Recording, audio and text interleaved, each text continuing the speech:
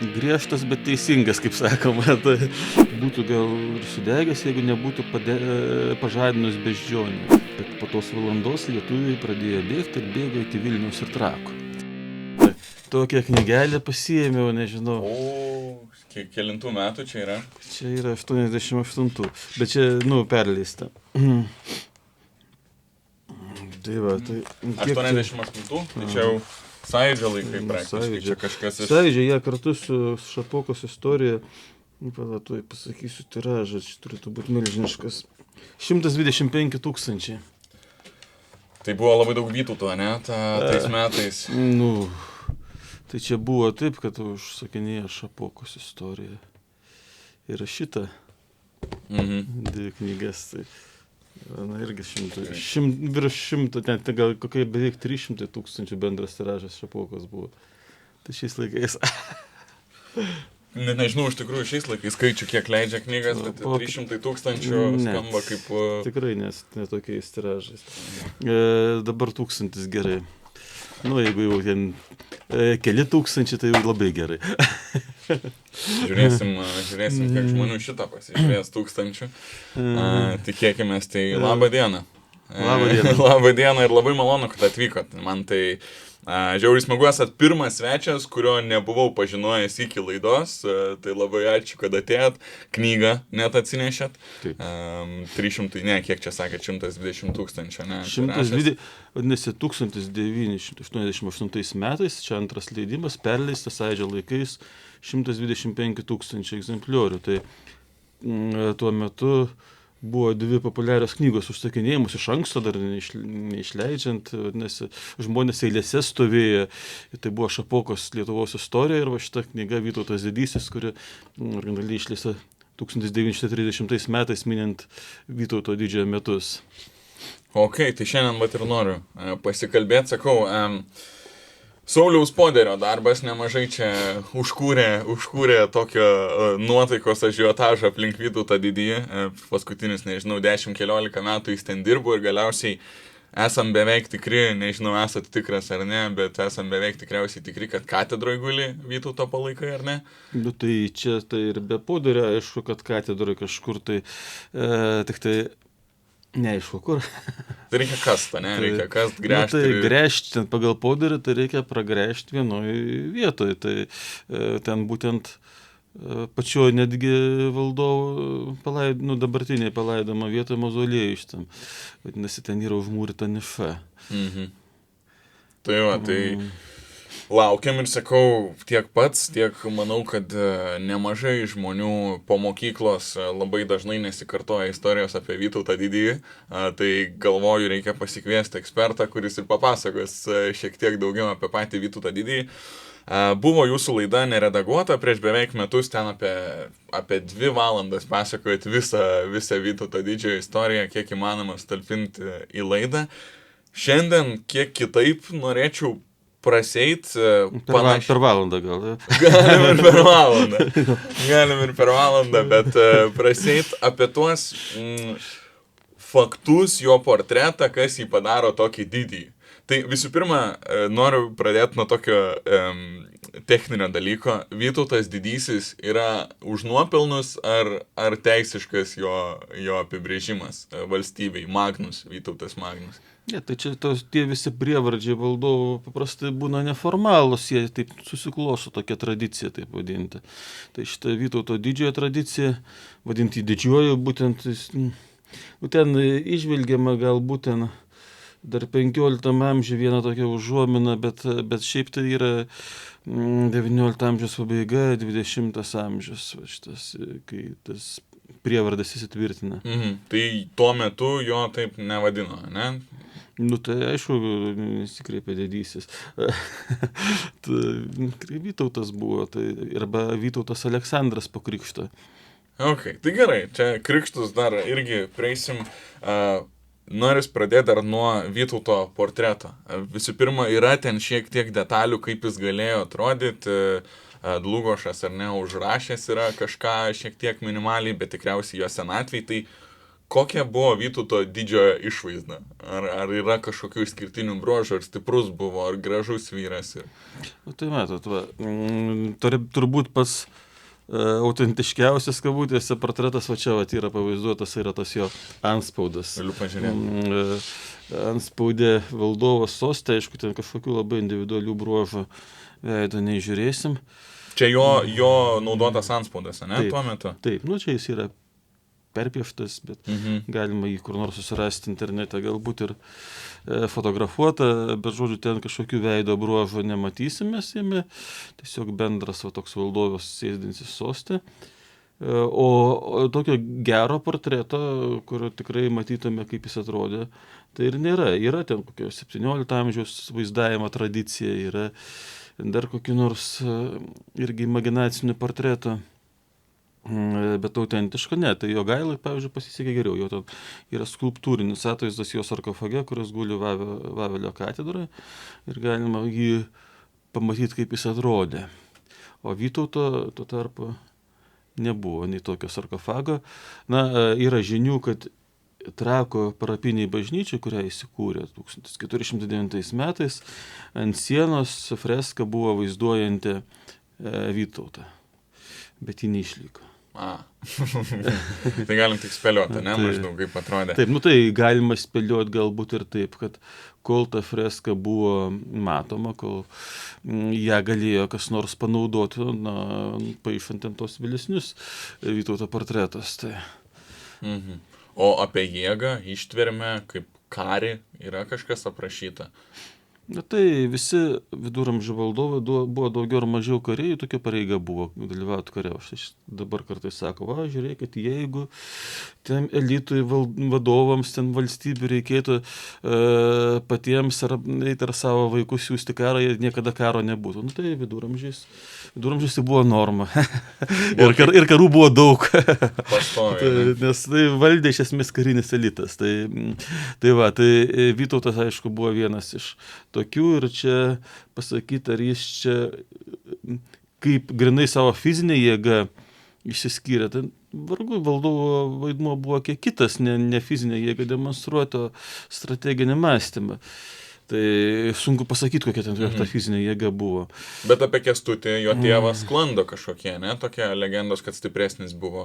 Ar išsigalvojau šitą? Tai vėlgi, palyginti juos, kaip juos dabar palyginsi. Jeigu galima būtų susadinti čia prie stalo, tai gal galėtų taip rankas lenkti ir pažiūrėti, kuris čia stipresnis. Tek spekuliuoti. Įsivaizduosim, kad buvo labai stiprus, raumeningas ir lankstus žmogus. Aš manau, kad jeigu dėl raumeningumo, tai kultūristas jis ir vargu buvo, nes vis tiek jis turėjo daug veiklos kaip valstybės vadovas, kaip politikas.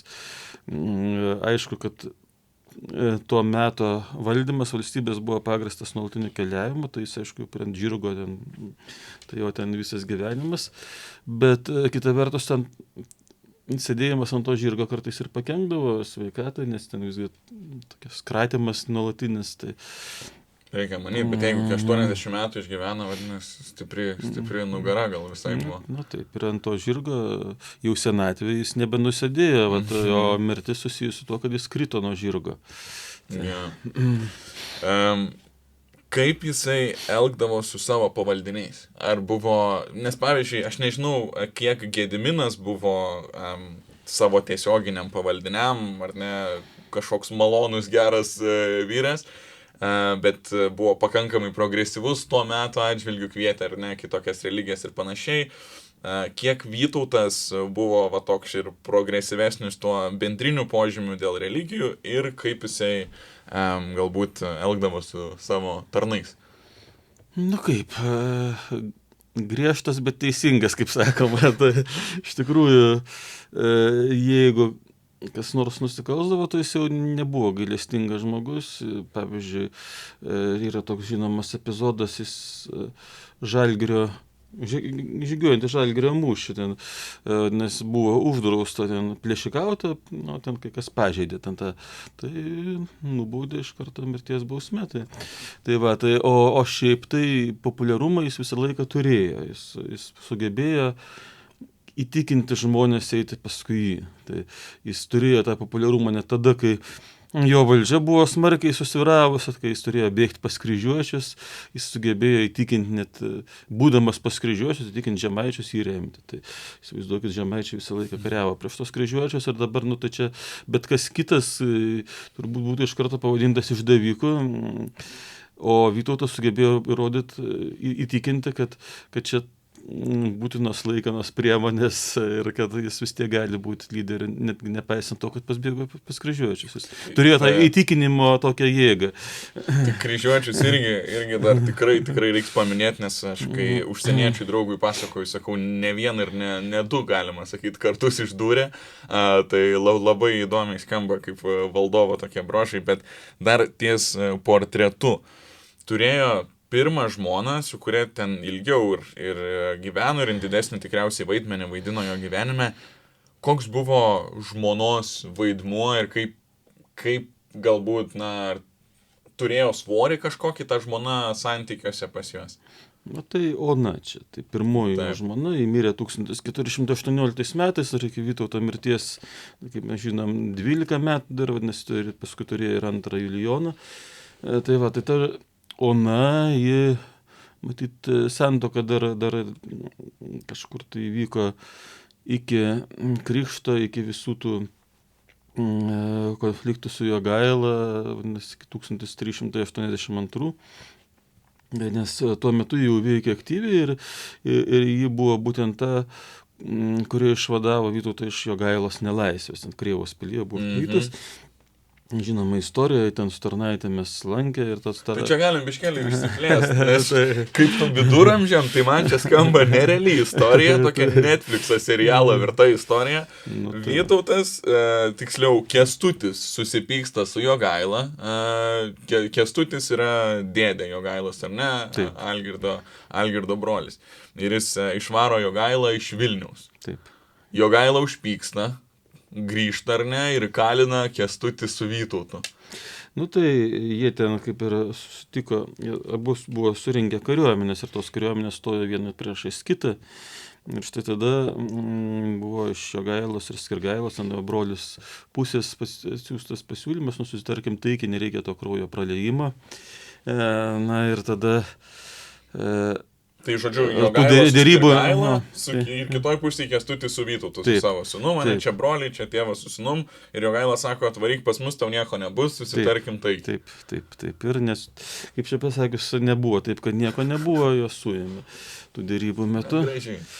Tai čia buvo tokia, kaip ir išdavystė, kaip ir negražus poelgis iš Jogailos ir Skirgailos pusės, ten Skirgaila vyko ten kaip ir kviesti jų tas dėrybas, bet tai vis tiek jų bendras dalykas, tai čia, ir aišku ten įkalina Kęstutį. Jis iš pradžių įkalina atskirose vietose Vytauto Vilniuje, Kęstutis Krėvoje, bet Kęstutis po sakykime, kokių 10 ar panašiai dienų buvo nužudytas to Krėvos pilyje, neaiškiomis aplinkybėmis, nebuvo koks nors, sakykime, valdovo įsakymas ar nuosprendis nužudyti, o buvo kažkokie tai tarnai, kurie tą padarė.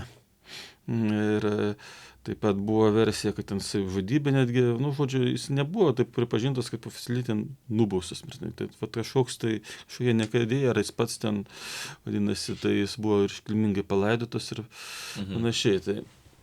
Bet tada į tą pačią Krėvos pilį, jau ten, kai Kęstučio nebėra, perkelė Vytautą. Jo, ir perkelė Vytautą, Vytauto tėvas nužudytas, Vytautas kali, Jogaila su Skirgaila užėmė ir ne visą valdžią. Ir tada žmonai Onai leido įlankytojim kalėjime. Šiaip tai vis tiek ten valdovai niekada nebuvo taip, kad įmestų į kokį Rūsį bokštą kaip kokią eilinę. Bokšte, aišku, matyt, buvo kalinamas, bet ne kažkokiam Rusijoje, normaliai turbūt kaip, sakykime, su patogumais tam tikrais reikia įsivaizduoti. Čia kaip angliškas gal terminas love-hate relationship, ne? Tokie meilės neapykantos santykiai tarp Jogailos ir Vytauto tuo metu.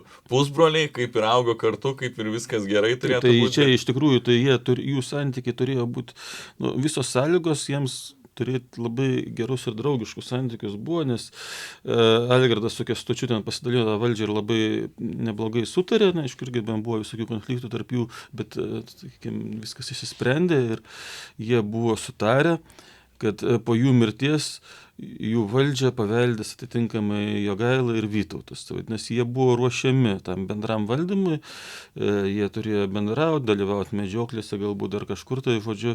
Tai ir kaip rodo visa tolesnė Vytauto ir Jogailos istorija, jie iš tikrųjų neblogai sutarė. Netgi po viso to, kas ten atsitiko šito konflikto metu, kai susitaikė ten 1392 metais, o 10 metų tokių įtemptesnių gal ir neblogai sutarė. Vadinasi, ir anksčiau turėjo neblogai sutarė. Čia buvo toks krizė jų santykių ir gana tragiška ir kruvina tokia. Tai krizė yra uždarytas Vytautas Krėvoj ir taip. Onai leidžia lankyti. Taip. Ir kas ten tada vyksta? Tada ten jo su tarnaitėm ten atėjo, vadinasi, ir vienos tarnaitės rūbais apsirengęs, kaip žinia, Vytautas išėjo iš to bokšto, reikia manyti. Išėjo iš bokšto ir atsidūrė, ten yra tokia aptvarinė pilis, mes galim nuvažiuoti tą Krėvą, dabar tai ir matyti, kad ten aptvarinė pilis, yra pora bokštų, yra didelis kiemas, gal jame ten kokie pastatai tuo metu buvo mediniai panašiai, tai, bet jis įeina nereikia įsivaizduoti, kad jis tarnaitės rūbais, o taip ėmė ir pabėgo. Jis išeina iš savo to kameros, tos kambario, kuris saugomas be abejo, jis išeina persirengęs į pilies vidų ir jau metraštė rašo, kad iš pilies jis išėjo kitaip, jis nusileido nuo sienos, vadinasi, kažkokia virvė ar kažkas tokia buvo, jis ne per vartus išėjo. Vadinasi, reikia manyti, ne su tais tarnaitės rūbais, nes tai būtų labai nepatogu leistis nuo sienos. O tai kokio aukščio mes kalbam pilis būdavo tais laikais? Ar čia buvo medinė pilis? Tiesiog... Ne, Krėvos pilis yra mūrinė, jos griuvėsiai yra išlikę. Ji būtų neblogai išlikusi, jeigu Pirmojo pasaulinio karo metais nebūtų atsidūrus tiesiai ant fronto linijos, kuris stovėjo 3 metus ir ten šaudėsi. Tai ten aptrupino ją ten gerokai. Tai va, bet dabar jie ten restauruoja, kiek ten gerai, kiek ten blogai, sunku pasakyti, bet žodžiu, galima pamatyti, kaip jie atrodė, čia nėra didelis slapties. Tai kiek gali būti aukštis, kokio jis ten pasiruošimo fizinio? Dabar čia 15 metrų ten turėjo būti, ar net kelias, gal kokį 20, žodžiu, čia irgi yra. Spekulacija. Aš dabar galima ten ir tiksliau pasakyti, aš tiesiog dabar tų skaičių neprisimenu. Tai, bet... Nesidomu, ar čia buvo kokie 5 metrai, ar čia buvo 15, ar čia metrų? Greičiau 15 koks nors. Tai nėra žemai. Tai yra. Nedaug dėja paslysi tais laikais susilaužėsi koją. Tai čia yra, sakykime, virvė turbūt buvo kokia nors pririšta ir ten nusileido. Tai čia atsakymas šiek tiek ar turėjo fizinės jėgos. Reiškia, turėjo. Kažkiek tai turėjo. Kiek ten išskirtiniai. Šiaip buvau pasirašęs, dabar minėjo vienas istorikas, neatsimenu irgi pavardės, LRT laidoj buvo, kad buvo kuklus, moralus ir blaivininkas dar, ar ne? Toks, irgi nežinau, ar Glugošo tekstuose, ar kažkur. Tai žodžiu, turim Vytautą, kuris nebuvo gal pats išvaizdžiausias, pats stipriausias, ar ne, bet sveikatą gerą turėjo, jeigu iki 80 gyveno. Kaip karžygio turėjo būti, ar ne, kažkoks vis tiek įgūdžiai, nes vedi karius į priekį, su pavaldiniais griežtas, bet teisingas, bet man atrodo, tiem laikam nebuvo kažkas labai čia keisto ir įspūdingo nukirzdinti vieną kitą neteisingai pasielgusi. Tai tiesiog, tas ten net nenukirzdinimas, ten buvo, sakykime, liepė pasikarti, pačiam. Tai va, tai čia dar... Čia jau žiauriau. Sunku pasakyti, čia, bet dar 16 amžiuje ten vienas toks prancūzų teisininkas sakė, kad gal čia labai neblogas išradimas, nes nereikia budelio, nereikia, vadinasi, žmogaus, kuris, budelis vis tiek turi tam tikrą, ta jo profesija jam uždeda tam tikrą štampą, o čia taip sakykime. Be nieko kito pašalinio asmens neįtraukiant į šitą mirties bausmės įvykdymo procesą. Šiais laikais teisininkai nesutiktų, man atrodo jau. Tai va. Okay. Ir dar mėgdavo medžioklę, mačiau. Ir va čia nežinau, pasakysit, ar Tai esate... medžioklė visi mėgo. Tuo metu Tie buvo, laikai, sakykime, valdovo užsiėmimas čia paskutinis Brazauskas turbūt. Kur Latvijai pardavė pajūrį, ar ne, per vieną medžioklį išgėręs kažkokią istoriją buvo. Nu, Bet gerai, apie didįjį Vytautą pakalbėkim. Irgi girdėjau, buvo gavęs dovanų kupranugarį, liūtą, gal net beždžionę. Kiek čia yra tiesos ir įmanomo dalyko tais laikais? Dėl beždžionės, tai čia yra tokia istorija 1398 metais, o čia po to Salino sutarties, jis ten su žmona vyko į Gardino pilį ir joje kilo gaisras ir ten metraštininkas rašo ten kryžiuočių, kad būtų gal ir sudegęs, jeigu nebūtų pažadinus beždžionę. Bet jau tu, nesugalvosi tokio žodžio irgi? Mirkacija, ten pavadžiui, kai kas pažodžiui suprato, nes mirkacija tai reiškia, jeigu taip, jūrų katė, bet tai buvo ir taip yra vadinama beždžionė, tam tikra rūšis gal. Bet liūtą ir kupranugarį greičiau turėjo negu net. Tai žvėrynus turėjo, kur dėl liūtų, tai aš nežinau, ten tokių. Ir kupranugarį. Tai va, bet žvėrynus turėjo. Čia ir Vilniuje yra toks rajonas, vadinamas Žvėrynu. Tai čia irgi iš to paties. Tai, dėl to, kad ten kažkada taip, buvo... tai tikras žvėrynas ten buvo. Tai, kažkada tai... Ir paskutinis, kur irgi pasakojo vienas istorikas, bet čia tikriausiai iš Dlugošo. Vienintelis trūkumas - pomėgis mylėtis dažniau negu pridera. Tai ne tai, kad mylėtis, Dlugošas ten kaltina, kad jis ten vienu ar kelių žygių metu paliko kariuomenę, kad greičiau išskubėtų pas savo žmoną ir meilužės. Meilužės gal jis pradėjo, ne žmoną, pas tą pačią Oną, kur ten išgelbė.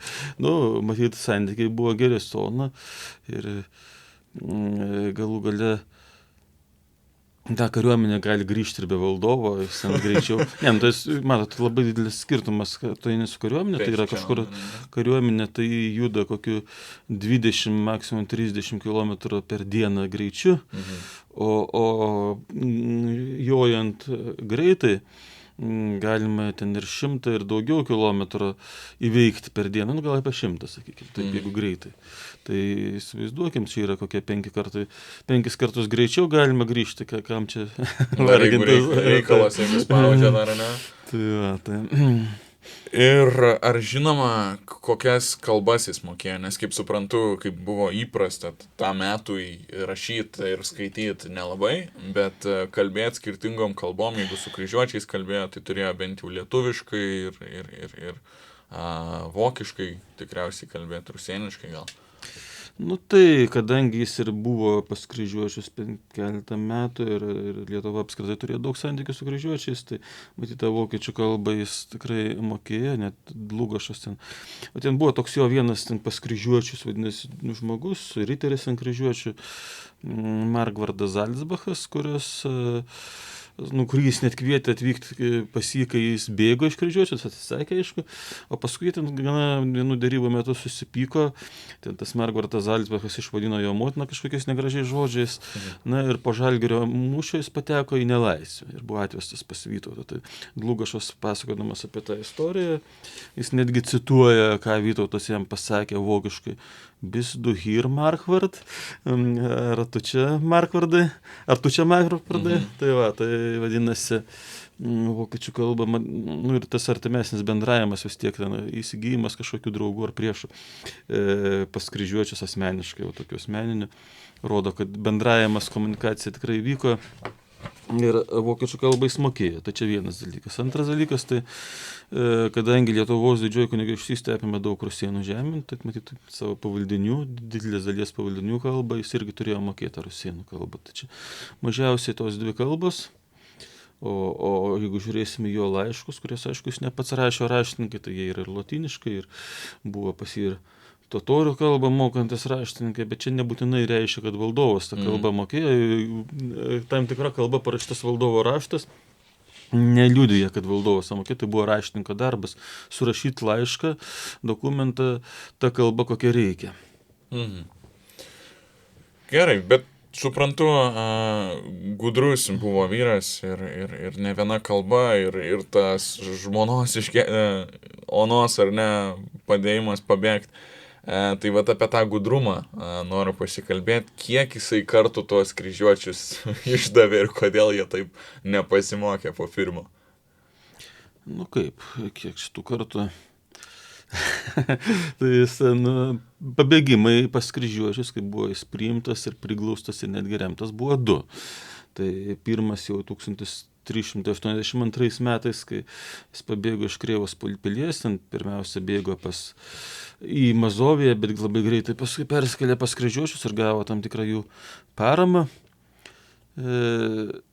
Na ir po to jis susitaikė su Jogaila, ten sudegino 3 jam patikėtas pilis ir grįžo į Lietuvą. Na, tai vadinasi, kaip ir kryžiuočiai turėjo nusivilti juo, bet paskui visgi grįžęs į Lietuvą, įstojo Jogaila, ten Jogaila kaip tik, matyt, viena iš grįžimo priežasčių buvo tai, kad Jogailai atsivėrė galimybės tapti Lenkijos karaliumi.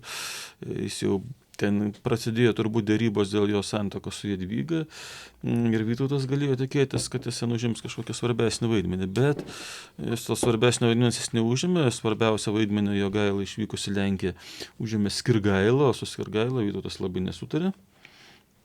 Galų galia Skirgaila buvo tas žmogus, kuris įviliojo jį ir Kęstutį tas dėrybas.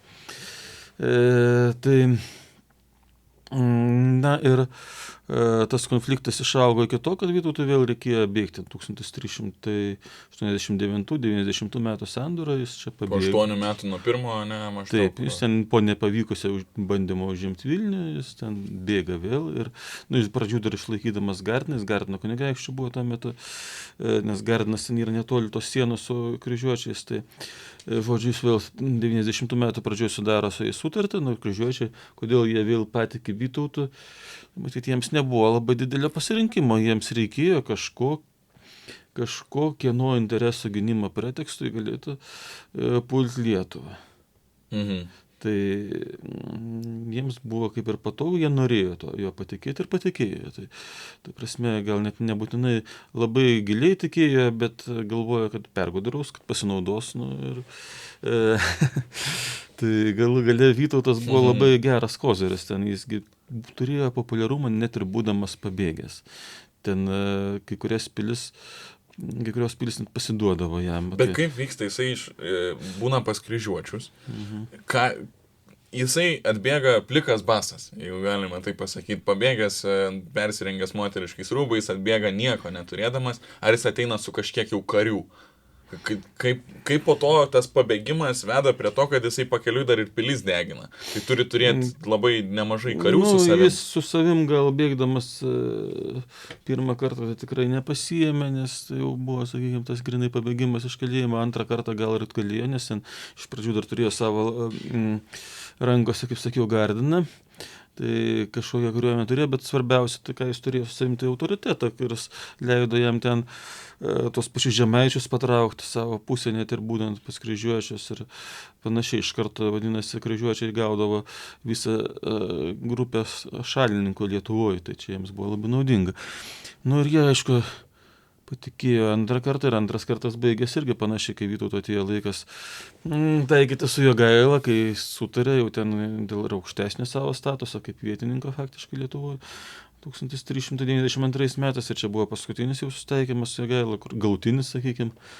Tai vėl ten sudegino 3 pilis. Bet kaip atrodo tas deginimas? Naktį neužmesi Molotovo tais laikais? Ne, tai jis neslaptai ten tiesiog tą, ką valdė pats, kas buvo patikėta sudegino, paskui dar nuėjo į kitą pilį, ten kaip dar nežinoma, kad jis išleistas kaip sąjungininkas užėmė sudegino. Tai žodžiu, taip jis tai vyko. Tai nebuvo kažkokia naktį atėjo sudegtais ir slapta padegė. Ne, čia buvo toks antpolis, sakykime, vieną pilį jis visą laiką turėjo pats, tai jis, sakykime, kryžiuočiai, kadangi tai buvo jų sąjungininkas, puolant Lietuvą, tiesiog antro buvimo pas juos metu, ten buvo faktiškai dabartiniam Kaune statė tokią Ritterswerderio pilį, tai jis ten sėdėjo ir iš ten vykdė tuos antpolius prieš Lietuvą, tiksliau prieš Jogailą ir Skirgailą. Jo, tuo metu ten Nu, buvo tai va, tai, siena, o kai tiesiog buvo užimtas tas Kaunas ir viskas. Tai va, tai čia kažkur manoma, kad gal Lampėdžio teritorijoje ten tas srities Verderis buvo. Tai va, tai savo tą pilį valdomą sudegina ir dar, ką jie ten sugeba dar paimti iš netikėtumo to efekto naudodamasis. Tai va, tai kad būtų mažiau problemų, paskui kai jau reikės kariauti su kryžiuočiais jau kaip Lietuvos atstovai. Jokingai gaunasi. Išduodi vienus, sudegini šitą pusę, išduodi kitus, sudegini vėl kažką. Tai va, tai čia tokie du, sakykime, atvejai, kai Vytautas gavo prieglobstį pas kryžiuočius ir juos apmulkino, bet galime sakyti, yra ir trečias kartas, kai jis nebėgo pas kryžiuočius, bet, sakykime, tas Salyno sutartis 1398 metais ten irgi, kaip sakant, ilgalaikė draugystė numatė tas sutartis, ten dar buvo jo brolis Žygimantas likęs įkaitu nuo to laiko, kai jis ten išdavė 92 metais kryžiuočius, tai jį atgavo, išlaisvino, vadinasi, paleido tą progą. Ir tas Salyno sutartis, kiek čia, pirmą kartą ją jau bandė. Bet ten ta Salyno sutartis, aš tik dar įsiterpsiu, ten nebuvo Jogailos, man atrodo, ne? Ten taip pasirašė tik Vytautas ir sako, aš čia atsakingas už viską. Taip, ir čia susijęs su jo tokiu deklaratyviu paskelbimu Lietuvos ten valdovo ar karalium, žodžiu, jis tam pačiam Salyne susirinkę bajorai pasakė, kad Vytautas mūsų ten karalius. Ir nereikia jam ten jokio, vadinasi, ten kokios apėgos galbūt atliko tos ten dar, žodžiu, ir nereikia mums jokio Jogailos pritarimo. Tai čia Vytautas visą laiką taip mokėjo suveikti, nes kai jam reikėjo sudaryti tą sutartį, nereikėjo Jogailos pritarimo, kai jis norėjo nutraukti, prisiminė, kad ir Jogailos pritarimo trūksta. tai va, tai ir tas pirmas bandymas nutraukti buvo 1401 metais, pakariavo ten truputį. O toj sutartį Žemaitija priklauso kryžiuočiam. Taip, Žemaitija čia iki Nevėžio, vadinasi, tas sutartis numato tokią sieną Nevėžį, ir dar pusę Sūduvos, sakykime, tai per Šešupę ten, dabar jeigu įsivaizduojam Marijampolę ir stovinčią Šešupės, ta Šešupė dalintų ją į dvi dalis, jeigu ta siena būtų išlikus. Tai va, tai šita, vadinasi, Salyno sutartis 1401 metais kaip ir pakariavo dėl Žemaitijos, bandė ją atsimti, ten nelabai pavyko, atsirado kitų problemų, atsirado ten reikalas Smolensko tvarkytis ir dar, 4 metais sudaroma Racionžo sutartis, ir čia jau su Jogaila, su visko, visų pirma net Jogaila, ten Vytautas tuo metu prie Smolensko stovėjo, bet jo vardu ten buvo jo atstovai ir Jogaila ir sudarė Racionžo sutartį, kur atnaujino tą Salyno sutartį, vadinasi, nesusipratimas. Jau legaliai, su notaru. Tai dabar jau ir su Jogaila, visų pirma Jogaila, kadangi jis ten dalyvavo asmeniškai, Vytautas per atstovus, vadinasi, vėliau jis ir pats dar patvirtina, žodžiu, viskas vėl nesusipratimai išspręsti. Ir Salyno sutartis tarsi atnaujinta. Ir jį galioja vėlgi iki 1409 metų, kai Vytautas dar kartą atnaujino kovą dėl Žemaitijos. Bet nereikia įsivaizduoti, kad taip Vytautas sumanavo taip ir nei iš šio, nei iš to, be jokios priežasčių jis visą laiką surasdavo, kaip pagrįsti šitą dalyką. Tai dabar, vadinasi, ta atnaujinta Racionžio Salyno sutartis jau turi ir Jogailos palaiminimą, ir jo palaiminimą.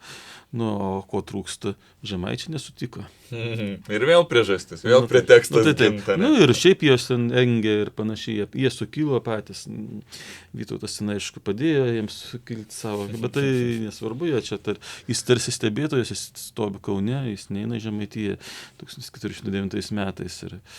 Man tai visą laiką įdomu kaip mes vertinam ir iš mūsų varpinės atrodo, koks gudrus Lapinas valdovas, kaip gerai čia viską darė. Iš kitų šalių atrodytų, ant kiek amoralus, kiek neteisinga, kiek garbės neturėjo ir panašiai. Tai kiek buvo normalu taip elgtis tuo metu, kažkoks garbės kodeksas nerašytas, rašytas. Ar čia buvo įprasta tokių Makiavelių iki aprašymo būti makiaveliškų valdovų? ar ne? Kaip sakiau, Vytautas niekada neparodydavo, kad tai yra kažkoks tai visiškai savavališkas veiksmas, jis mokėjo argumentuoti ir įtikinti netgi. Na, aišku, kryžiuočių tai gal neįtikinsi, bet daug ką kitų, kad čia jos turėjo labai rimtus motyvus tą daryti. Tai čia vienas dalykas. Antras, gerai, tie kryžiuočiai tai irgi Nešventieji, ne? Nešventieji ir, sakykime, tai jo teisė, nukariavimo teisė, aišku, buvo pripažįstama, kad galima taip jūs belį. Tai mums kryžiuočiai paskui įrodinėja, ten, pavyzdžiui, buvo ginčas dėl Veliuonos pilies, kai ten jau po visų Žalgirio mūšių, po Melno taikos, reikėjo susitarti dėl ribų Žemaitijos, tai Melno taika tai nustatė, bet iki Melno, dar tarp Žalgirio mūšių ir Melno taikos buvo ginčas toks dėl Veliuonos, tai kryžiuočiai įrodinėjo, kad čia mums nukariavimo teisė, jūs belį, šitas priklauso, čia ne ta Žemaitija, kurią Vytautas buvo atidavęs ir kurią mes gražinam, čia yra dar seniau ta Veliuonos pilis paimta ir mes jau čia teisė, tai nukariavimo teisė valdom. Tai Vytautas tas nesuveikė argumentas, nes jam reikėjo tos pilies, bet toks argumentas iš principo buvo. Ir Vytautas vienu tokiu dėrybų metu netgi yra pasakęs, ten, aišku, čia neformalus pareiškimas, kad visa Prūsija yra mano tėvonija, o kur jūsų ten kryžiuočiai vadinasi tėvonija? Iš niekur atėjo, tai Vytauto akise, kiek ten rimtai, kiek ne, bet buvo tokia versija visgi, kad prisiminimas, kad kryžiuočiai čia iš atėjūnai yra ir čia jiems apskritai niekas nepriklauso. Tai aišku, jis to nereikalavo jokiose oficialiuose darybose, čia buvo toks neformalus pokalbis, kurį ten pasibėgti nekryžiuočių užrašė. Irgi logiškas argumentas. Negali sakyti, apsikrikšti į tave vis tiek puola. Nu tai tada atgal duodi irgi su savo, tikriausiai sutarčių nepaisimo, ne, ir išdurinėjimu, kur tik papuola. Supratau, tai Žalgirio mūšis. Čia kažkada tikriausiai bus labai labai geras filmas, jeigu Hollywoodas sugalvos padaryti, bet yra labai nemažai mitų. Iš Lenkų pusės vis tiek Lenkus labiau mėgs ir gražiau aprašys Jogailą, nors Dlugošas, kaip suprantu, mėgo ir Vytautą, tik ne lietuvius. Tai mano tėtis bent jau, kaip sako, Jogaila meldės palapinėje, o Vytautas kariavo. Kiek čia logikos racijos yra šitam tiesos, ar Vytautas iš tikrųjų buvo priešaky ir kapojo galvas kryžiuočiam, o Jogaila meldėsi, ar jis kariavo? Tai Jogaila visų pirma, tai buvo formaliai aukščiausias to žygio ir mūšio vadas, nes jis buvo Lenkijos karalius, kuriam ir Lietuvos aukščiausias kunigaikštis, tokio titulo naudoja. O Vytautas daugiau ar mažiau jam buvo pavaldus, aišku, jis realiai jis valdė savarankiškai, bet tai, sakykime, jeigu žiūrim visgi tų formalių santykių, tai Jogaila yra aukštesnis. Tai, aišku, kariuomenės buvo iš esmės dvi, atskiros Lietuvos didžiosios kunigaikštystės ir Lenkijos. Na ir Vytautas, reikia manyti, Lietuvai tas, sakykime, kova prieš kryžiuočius pasitelkus ir Lenkijos kariuomenė buvo unikali galimybė, ten visgi 200 metų vykstantis karas, jį reikia kažkaip tai užbaigti. Tai padidinus savo jėgas dar Lenkijos jėgomis, tai yra didelė galimybė. Tai čia Vytautas buvo labiau suinteresuotas, kad tas mūšis lemiamas įvyktų, nes tu labiau, kad susidarė tokios sąlygos, dvi kariuomenės stoja viena priešais kitą. Tai pirmoji kariuomenė, kuri pradėjo tą mūšį, buvo Lietuvos kariuomenė. Tai kokią valandą tas mūšis vyko vien tik tai Lietuvos kariuomenės. Lenkai stovėjo nieko, Lenkų visą pusę stovėjo nieko nedarė. Tai čia yra toks, sakykime, dalykas, kurį, pavyzdžiui, lietuviškai tradicijoje, ten jau 16 amžiaus Bychoveco kronika rašo, kad lietuviai kovėsi Žalgirio mūšį, o Lenkai tik stovėjo ir žiūrėjo. Tai jie čia užfiksavo tą pirmą valandą, bet aišku, mūšis nesibaigė per tą pirmą valandą. Nu ir čia, jeigu dabar, kas po tos valandos įvyko, jeigu žiūrėsim į Dlugošą, kuris irgi yra labai tendencingas, kaip ir tas, sakykime, pasakymas, kad Lenkai tik žiūrėjo, stovėjo ir žiūrėjo, tai ir Dlugošas turi savo tendenciją, visiškai priešingai, jis pasako, kad po tos valandos lietuviai pradėjo bėgti ir bėgo iki Vilniaus ir Trakų. Tai, Perspaudė biškelį, ne? Taip, tai va. Ir tada jau kovėsi vieni Lenkai. Aha. Ir jie pasiekė pergalę. Tai va, tai čia Dlugošo versija. Tai žinom, kad buvo ne visai taip, kad mes turime tą kryžiuočių liudijimą, kad tą laišką garsų, kurį Agdalius rado, kuris sako, kad remdamasis tuo didžiojo mūšio arba Žalgirio mūšio pavyzdžiui, sako, jūs tenkitės, kad nepradėtų kariai persekioti be reikalo priešo, žodžiu, susigundė ten lengva pergalė, nes tai gali būti apgaulė, kaip tai įvyko didžiajam mūšį. Tai čia ta versija, kad iš tikrųjų tai buvo šitas apgaulingos įtraukimo manevras, po kurio ten išvardžius kryžiuočių eilės buvo smogta vėl. Ta versija jau egzistavo seniai, ten buvo šiaip užuomenų šaltiniuose apie tai, bet Dlugošo, bet tas laiškas kaip ir padėjo paskutinį tašką, kuris rado Agdalis apie 60 metus kažkur tai. Ir ar čia Vytauto yra strateginis vunderkindizmas išmokusi pamoką iš totorių, su kuo jis ten kariavo, kai tą patį prasileido? Šitas apgaulingos atsitraukimas, jis yra žinomas daug, kur tik tai jis yra sudėtingas manevras, pavojingas manevras, nes tas apgaulingas atsitraukimas gali virsti ir neapgaulingu, jeigu nepavyks ten perrikiuot kariuomenę, sustoti ten, ar ten turėti kažkokių tai pasaloj kažko tai. Žodžiu, jeigu kažkas įvyks ne taip, gali virsti ir tikru bėgimu. Bet šiuo atveju viskas buvo padaryta. Tai tas manevras, jis žinomas, bet jis naudojamas retai dėl kaip tik to, kad tai yra pavojinga ir sudėtinga. Niekad negalvoju apie tai kaip labai sudėtinga manevrą, galvoju tiesiog apibėgi, ratu apsuki ir viskas. Bet dabar, kai pasakėt, kad gali ir panika virsta, gali įsilakstyti visi, jeigu priešas ant žirgų. Čia reikia mokėti suvaldyti šitą judėjimą kariuomenės, nes tai yra visgi sudėtingas dalykas, išvaizduokit, ten kelių kilometrų ruožė, visą tai vyksta. Tai nei racijų, nei kažkokių kitų priemonių. Vėliavytėm mosikoji kažkaip. Galbūt, bet tai irgi ne visur matosi ten kokie nors gestai. Taip. O ką Jogaila veikia tuo metu? O Jogaila buvo tokioj saugesnėj vietoj, kaip aukščiausias vadas, jis buvo saugomas. Tai Lenkija, Dlugošas tokį kontrastą vaizduoja, kad Vytautas veikia tarp karių, ten judinėje naudavė nurodymas, o Jogaila, taip sakykime, ant kalvos ar kažkur tai stovėjo ir buvo saugomas. Ten vienu metu, ten jau vykstant pagrindiniam kovom jau su Lenkijos pajėgom.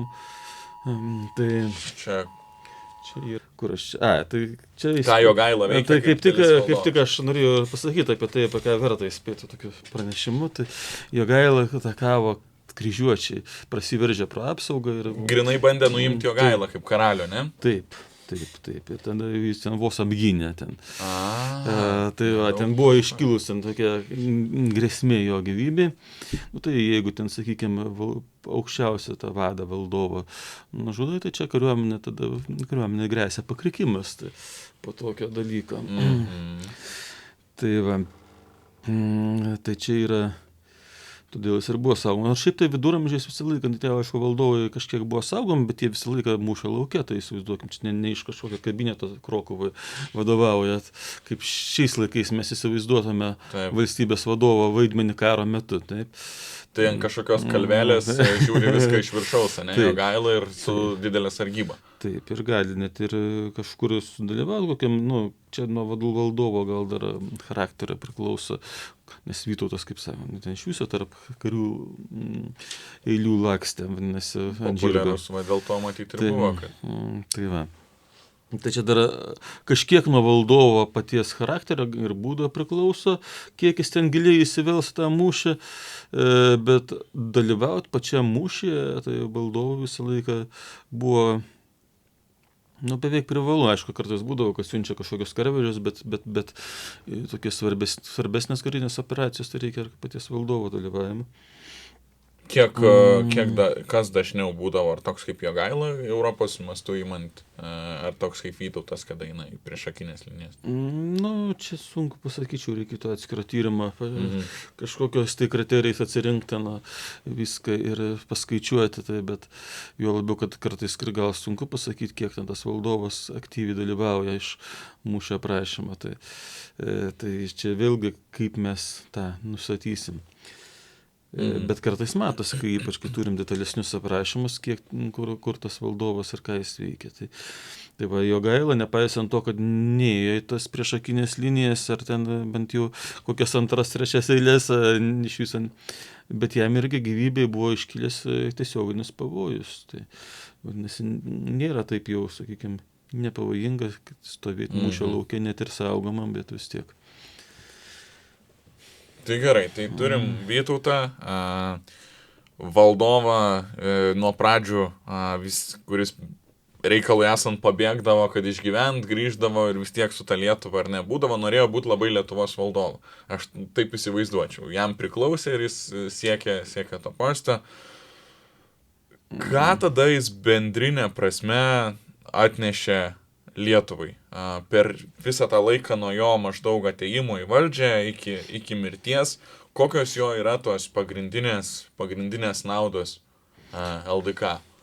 Tai tas karo su kryžiuočiais užbaigimas tai yra vienas iš tokių didžiausių dalykų, tai yra Žalgirio mūšis, sakykime, ir ne tik, ten yra ir tai, kas buvo po Žalgirio mūšio, iki Melno taikos sudarimas, nes siena, kuri buvo nustatyta Melno taikos sutartimi, jį gyvavo ten, bent jau iki Pirmo pasaulinio karo pilnai, o dalinai ir iki šiol, tai yra tas ruožas nuo Nemuno iki Vištyčio ežero, kurį mes dabar turim su Rusijos Kaliningrado sritimi, kažkokiu paradoksaliu būdu atsidūrė Rusija vietoj Prūsijos, bet siena jie išliko ir tas, sakykime, būtent siena beje nustatė, kad visas Vištyčio ežeras turi priklausyti kryžiuočiams, Prūsijai. Tai kai kas sako, kad čia mūsų derybininkai labai mažai to Vištyčio ežerą įsidarė. Tai čia yra paskutinis mūsų teritorinis laimėjimas, kai mes demarkavom sieną su Rusija, ten truputį to ežero gavom, o šitų neturėtų priklausyti nieko pagal Melno taikos sutartį. Bet iš principo ta siena Suvalkijoje, vadinasi, yra Vytauto nustatyta ir vienas stabiliausių, ko gero, sienų Europoje tapo. Nors buvo pati nestabiliausia padėtis iki tol, būtent nuskyrė net ne sieną, o didžiulis Sūduvos dykros plotas. Tai va, o dabar siena atsidaro galimybę taikiai gyventi ir tą Sūduvos teritoriją kolonizuoti, apgyvendinti. Ten buvo iš esmės miškai. Vietoj sienos keliasdešimt kilometrų pločio negyvenama juosta. Visa Sūduva įėjo, dar ten iki tą pusę nuo tos sienos taip pat ruožas. Tai va, tai čia vienas dalykas, tai čia gal svarbiausias. Žalgirio mūšis ir apskritai pergalė prieš kryžiuočius. Užbaigė kryžiuočių problemą. Taip. Antras dalykas tai yra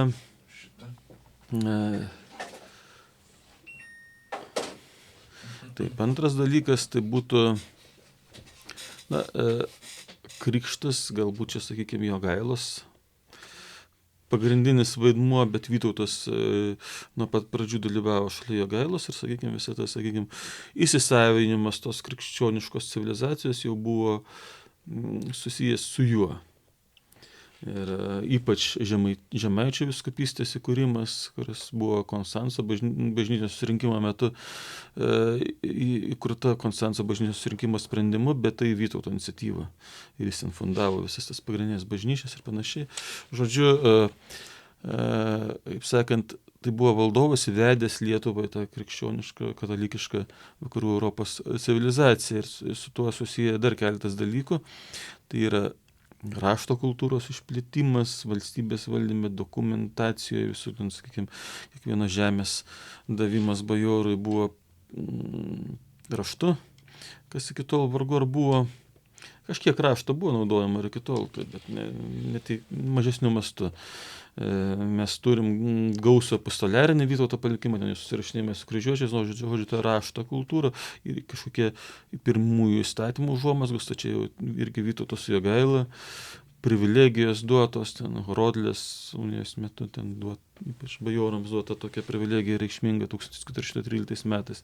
Tai buvo atsiremiama visa ta teisinė būklė, ar tai bajoras konkretus arba bažnyčia įrodinėdavo savo teisės. Iš karto seniausias dokumentas, kurį galima paminėti, dažnai būdavo Vytauto raštas. Kokie teisiniai dokumentai, privilegijos irgi Vytauto. Ten netgi ta pati gegužės 3 konstitucija, čia 18 amžiaus Vytauto vardą minimas, kadangi buvo privilegijos jo vardu išduotas, taip, jas irgi tvirtina ten visą laiką.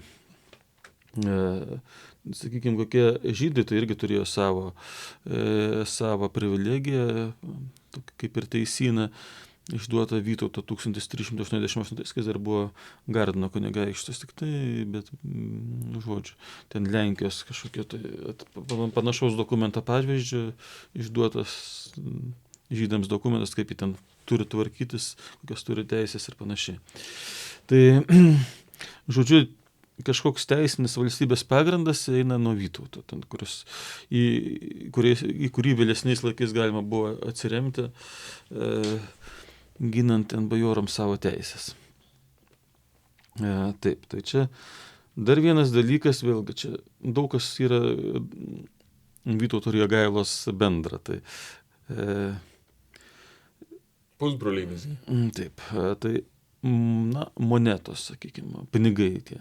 Gal ten pačios pirmosios dar ir Algirdo laikais, bet va taip, sakykime, masiškiau pradėta kaldinti. Aišku, čia vėlgi Vytautas daugiau kaip tą įgildė, vadinasi, visas tas reformas įgyvendino, nes ten įvesti vieną kartus kažkokias monetas pirmasis nukaldinti, tai yra viena, o kad jos taptų jau plačiau vartojamų dalykų, tai čia irgi Vytauto monetos, sakykime, ir Vytauto galų galia simboliai, va tie, sakykime, Gediminaičio stulpai yra Vytauto asmeninis ženklas, mes naudojame iki šiol. Tai Vytis vėlgi, Vytautas jį naudojo, čia vat matoma, jis laiko rankoje skydą su vyčiu. Tai įvedė, matyti, Jogailą dar krikšto metu. Bet iš karto, vadinasi, po to perima Vytautas ir jis irgi naudojo šitą herbą. Vadinasi, mes turim Vytauto laikų herbą. Vytauto ir Jogailos laikai galų galėtų tie patys laikai. Taip, tai. Tai ir dvigubas kryžius, čia jau Jogailos asmeninis simbolis, gautas krikšto metu iš Vengrijos, kadangi Jadvyga šiaip jau nors buvo Lenkijos karalaitė, bet ji buvo Vengrijos karaliaus dukra. Tai jeigu pažiūrėsime Vengrijos herbą, mes matysim tą patį dvigubą kryžių. Tai iš Vengrijos perėmė šitą, iš Jadvygos. Tai va, tai šitie visi 3 pagrindiniai Lietuvos simboliai yra iš to laiko, Vytauto Jogailos laikų. Tai, ką čia dar galima būtų pasakyti, tai sakiau, ten žydams jis reikšmingas kaip dėl tos privilegijos, atitinkamai totoriams jis ten atkeldino iš Krymo, tai irgi legendose jų minimas. Taip, bažnyčių tinklą plėtė, tai čia per to paties, kad christianizacijos procese dalyvavo. Ir teritoriniu požiūriu Lietuvos valstybė, galima sakyti, pasiekė apogėjų. Gal Vytautas nebuvo toks didžiausias nukariautojas, Lietuvos istorijoje didžiausias buvo Algirdas, bet jis įvykdė tos paskutinius pakankamai reikšmingus nukariavimus, jis pasiekė Juodąją jūrą, arba bent jau įtvirtino ten savo valdžią, nes galbūt ją pasiekęs ir Algirdas buvo paėmė galtinai, taip, ką reiškia galtinai, ilgam laikui, šimtmečiui geram, prijungė Smolenską, ir kai kurias ten žemės rytus, kai kurios ten buvo laikinai gana, kaip Tula kokia, tik tai pačioje Vytauto valdymo pabaigoje ir keliems metams prijungta.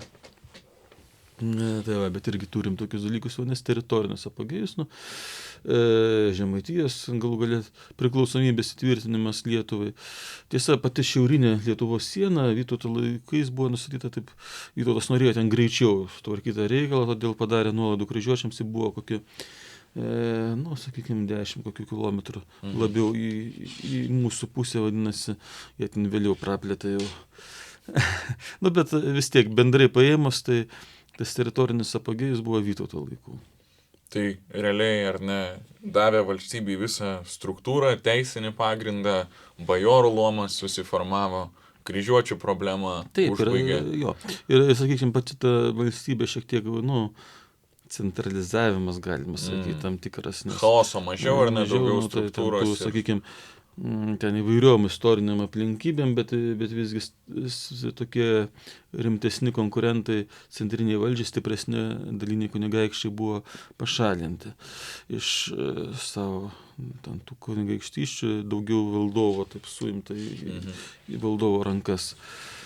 Valstybė tapo viduj stipresnė, išorė didesnė ir sakykime, ir civilizacija, tas, sakykime, buvo tokia jau įsisavinama. Nu, galų gale sakoma kartais, nu, kodėl Vytauto vardu vadinamas Vytauto didžiojo universitetas Kaune. Ką Vytautas bendro turėjo su universitetais, ką su mokslu turėjo. Tai visų pirma, tai pirmosios mokyklos yra Vytauto laikų Lietuvoje parapinės. Trakų parapinė Vilniaus katedros mokykla.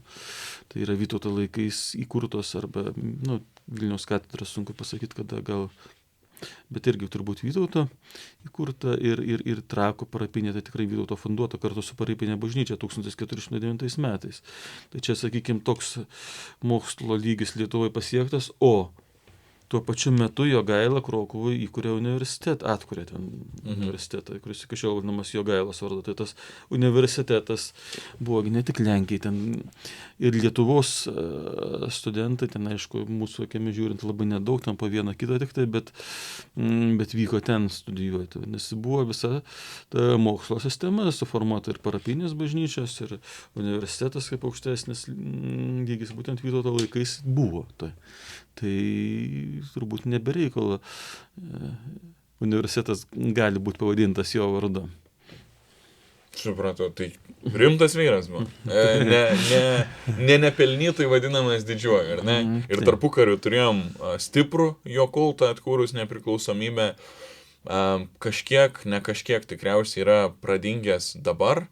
Kaip pats matot, reikia mums to Vytauto didžiojo kulto, reikia vaikus Vytautais vadinti, reikia universitetus ir gatves ir visko, visur tą Vytautą didįjį minėt, kaip šalį, kaip mitą, kaip legendą, kaip tokį didelį valdovą turėti. Na tai taip, tai čia mūsų toks jau didžiausias valdovas Dlugošas, kuris beje nemėgo Jogailos, nemėgo lietuvių, bet mėgo Vytautą, jis parašė, kad tokio didelio valdovo Lietuva iki niekada anksčiau neturėjo ir jau po jo neturės. Tai čia vadinasi, yra 1930 metais šitą knygą išleista. Nu, čia ne tas leidimas, bet originali.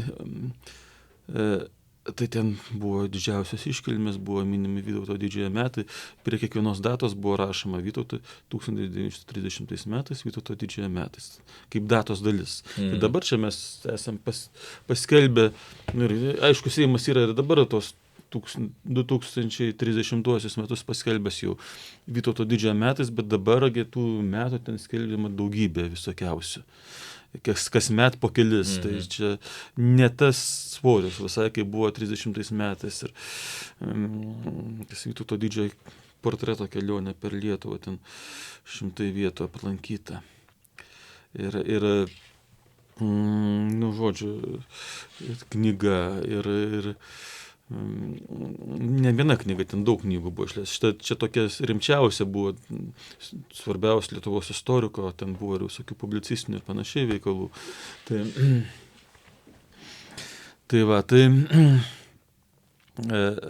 Tai mums reikėtų pagalvoti, ką mes darysim 2030 metais, kurie jau netokie jau tolimi.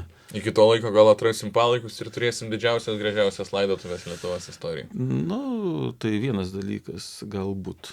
Tai čia beje, Poderio hipotezę patikrinti yra labai paprasta. Tai čia ir ir laukiam, man. Nereikia čia, jeigu tik tai duotų leidimą, tai čia per pusvalandį, per valandą, nežinau, galima ten pragręžti ir pamatyti, ar ten yra, ar nėra. Nu, nėra, tai vadinasi nėra. Nu, tai, bet tai, kaip sakant, patikrinti konkrečią hipotezę yra nesunku. Jo labiau, kad aš tai, pavyzdžiui, tą nišą, kur yra užmūrytas įėjimas darytas tą valdovo mauzoliejų dar 17 amžiuje. Ten ta arka tokia, taip, jeigu būtų mano valia, tai aš tą arką apskritai atidengčiau, nepriklausomai nuo to, ar ten yra Vytauto palaikai, ar nėra, ar galėtų būti tiesiog atidengta, nebūtina ten turėta lygia sieną užmūryta 20 amžiuje Lenkų. Architektūriškai turėtų netrukdyti inžinieriškai. Netrukdyti, būtų įdomesnė ta patalpa ir matytųsi ten tokia senesnė jos istorija. Tai galima būtų tiesiog net nepragręžti kaip siūlo podarys, o tiesiog atvalyti šitą visą arką, nepriklausomai nuo to, ar ten yra ar nėra Vytautas. Tai jį galėtų matytis. Jį tik tai papuoštų ir padarytų tą patalpą tokia įdomesnė, sakykime, su gilesnė istorija. Žodžiu, reikia tik valios ir žinosim. Taip. Tai čia tas ir žinosim. Bet yra dar kitas dalykas, kuris man atrodo labai keistai. Vytautas turi palikęs didžiulį epistoliarinį palikimą. Ten ypač, kas yra epistoliarinis? Laiškų daug. Kryžiuočiams ypač ir kai kam kitam, ir Jogailai ten kai kurios laiškus rašė. Tai ir mes jų neturim lietuviškai. Yra vienas kitas laiškas, tik tai išverstas lietuvių kalbą. Aha, o yra kokia rusėnų, lotynų? Yra daugiausia, tai kadangi su kryžiuočiais, vokiečių, daugiausia jo susirašinėjimas su kryžiuočiais yra išlikę, ten vokiškai, o šiaip yra lotyniškai. Jogailais rašė lotyniškai, Lenkijoje nebuvo kita kalba naudojama kaip lotynų. Tai va, sakykime, yra ten toks viešas laiškas, ten aiškinantis sakykime, karo su Vokiečių ordino priežastis ir panašiai. Visokių ten laiškų yra tokių labai ir buitinių laiškų, ten tokių smulkius reikalus tvarkant su kryžiuočiais ir panašiai. Žodžiu, bet kuriuo atveju ten yra gal kokie 300 laiškų, tai mes turim Gedimino laiškus 3 kartus lietuviškai išverstus ir išleistus. Jų yra mažiau gerokai. O Vytauto laiškų ne. Tai reikia išversti. Taip. Būtina. Gerai, tai palinkėsiu, kad greičiau išsiverstumėm ir mokykloje galėtų mokiniai skaityti savo norų, turėti kažkokią knygutę Vytauto laiškų. Jeigu 30 laiškų ir jie tikriausiai netrumpi, tai... 300. 300, atsiprašau. Tai čia... ten dokumentų, sakykime, yra ir visokių sutarčių ten ir taip toliau, žodžiu, bet... Yra ir gyvenimiškų. O tai jeigu imsim dar su visokiais atsakymais ir reakcijom į Vytautą laiškus arba jo veiksmus, tai ten yra didžiulis toks kodeks epistoliaris Vitoldis, pavadinęs Vytauto laiškų kodeksu, nors ten, aišku, ne vien Vytauto laiškai įeina, bet didžioji dalis dokumentų yra šiaip susijęs su Vytautu, bet ne jo vardu rašyti. Tai va, bet kuriuo atveju, vien tik tai Vytauto išvertus, būtų labai geras dalykas. Arba visą tą kodeksą galima, ten Prochaska toks sudarė 19 amžiuje dar. Tai jį galima papildyti, ten kai ką nepilnai idėja, bet žodžiu, čia yra... Lobynai. Gerai, ačiū labai, kad atėjot, buvo malonu ir manau, kad klausytojams žiūrovam irgi patiks šiek tiek prisiminti, kas tas Vytautas ir kodėl jis toks didysis.